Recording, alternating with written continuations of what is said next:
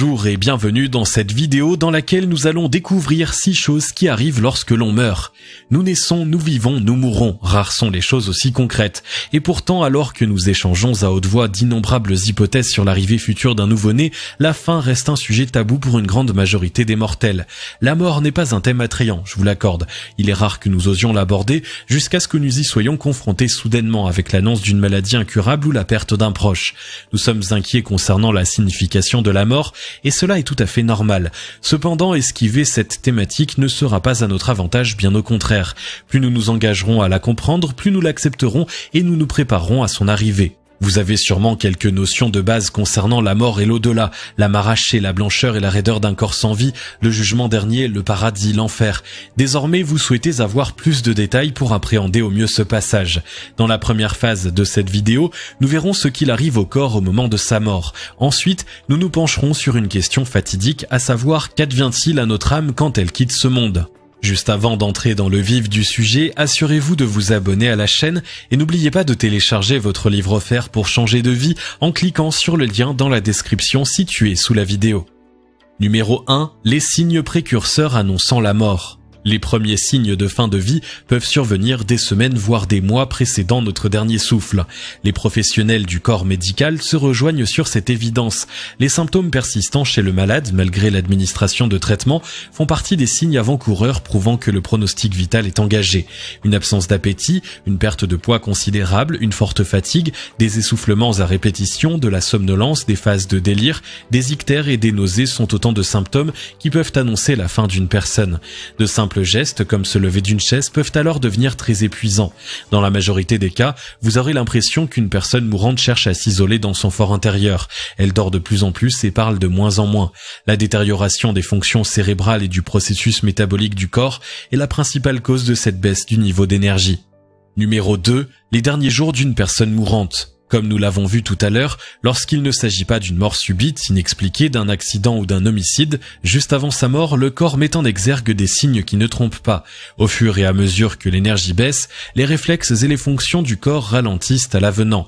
Vous serez progressivement plus fatigué, vos habitudes veille-sommeil deviendront plus aléatoires, vos réflexes de toux et de déglutition seront plus lents. Vous aurez l'impression de perdre peu à peu les commandes de votre propre corps.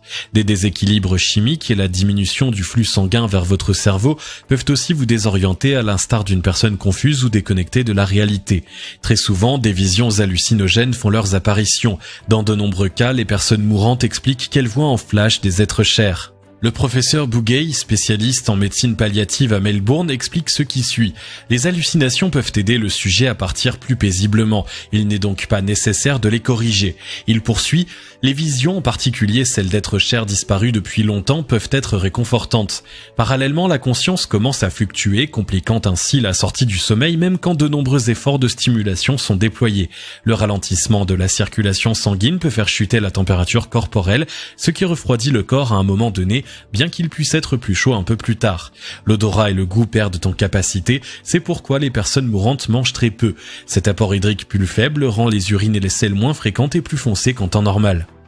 Numéro 3. Lorsque la mort n'est qu'à quelques heures ou quelques minutes. À l'approche du décès, il est fréquent que la respiration du sujet ralentisse, s'accélère ou devienne plus bruyante, cela varie en fonction des cas. Ces changements respiratoires indolores sont dus à la réduction du flux sanguin. Le professeur Bugey s'explique, certaines personnes ressentiront un râle ressemblant à un gargouillement. Ce sont vraiment des sécrétions qui se trouvent au fond de la gorge, le corps ne peut plus les déplacer. Un schéma respiratoire saccadé nommé Cheyne-Stokes est souvent observé chez le mourant. Ce dernier prend de grandes inspirations suivies de longues pauses sans respiration puis recommence. Ceci n'arrive pas à tout le monde, mais peut se produire dans les dernières heures. Ces signes indiquent que la mort est vraiment au premier plan. Cela se produit généralement lorsque quelqu'un est profondément inconscient, explique le professeur Bugey.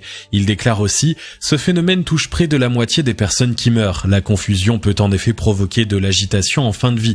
C'est juste la physiologie naturelle, le cerveau essaie de continuer à fonctionner. L'altération de la circulation sanguine signifie également que le rythme cardiaque du mourant s'affaiblit. Sa peau devient alors alors marbrée, grisâtre ou bleu pâle, surtout sur les mains, les pieds et les genoux. Il arrive souvent que la peau du sujet devienne moite, voire qu'elle se mette à transpirer.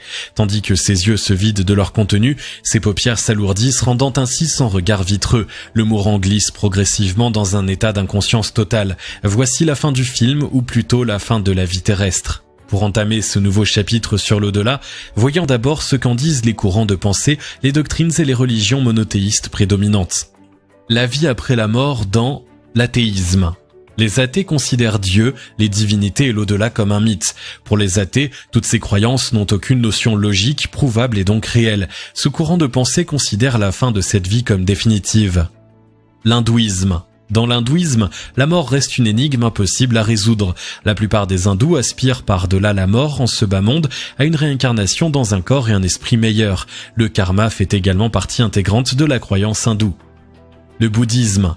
Le bouddhisme adhère à la version hindoue s'agissant du karma, c'est-à-dire les conséquences des bonnes et des mauvaises actions de la personne dans la vie présente.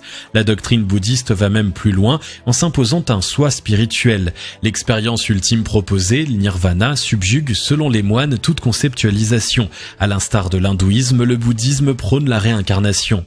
Le judaïsme. Le judaïsme ne considère pas la mort comme une fin. Si le corps meurt, l'âme est éternelle et devra rencontrer son créateur.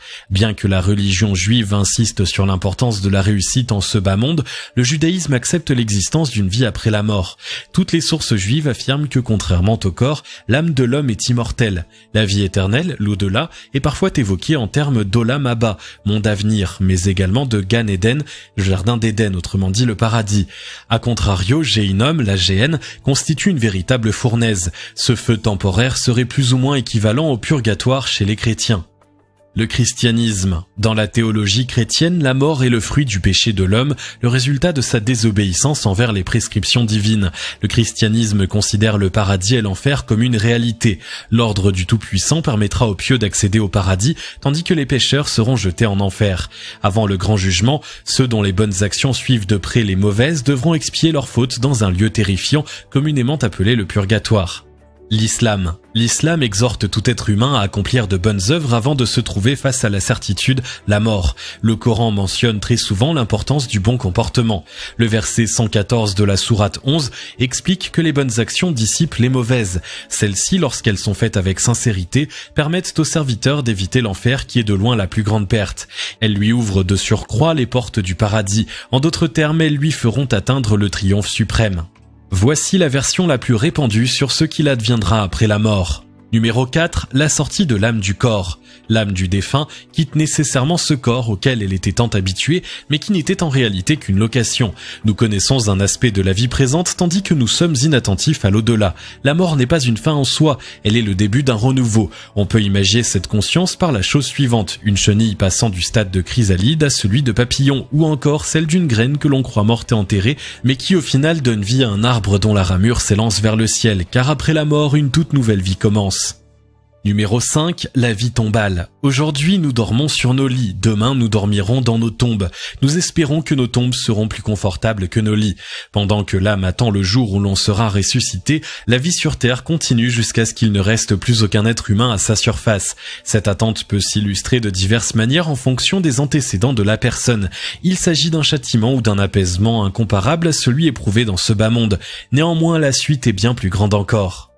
Numéro 6, le jugement dernier. Un jour ou l'autre, chaque âme devra répondre de ses actes, dit-on. Tout travail, effort, mérite salaire et chaque délit mérite une sanction. La moindre des choses serait d'être rétribué selon ses actions, du moins la justice et la moralité l'imposent. Au pays du juste milieu, rendre ce qui est dû de droit est bien plus qu'une simple devise. Le jour des comptes mène inévitablement au paradis ou à l'enfer. Postface. Imaginez-vous naître et vivre au quotidien à bord d'un train roulant à pleine vitesse. Dans ce train, une grande partie des gens boivent, mangent, dorment et se divertissent sans se soucier du lendemain. Une autre partie, en revanche, se pose des questions. Pourquoi sommes-nous là? Qui nous y a fait venir? Où va-t-on? Un homme rempli d'interrogations au sujet du but de ce train discute avec un homme qui ne s'en pose pas. Ce dernier tente de lancer un pic à l'autre en lui disant « Pourquoi es-tu si coincé? Tu te tortures l'esprit avec ces questions enfantines.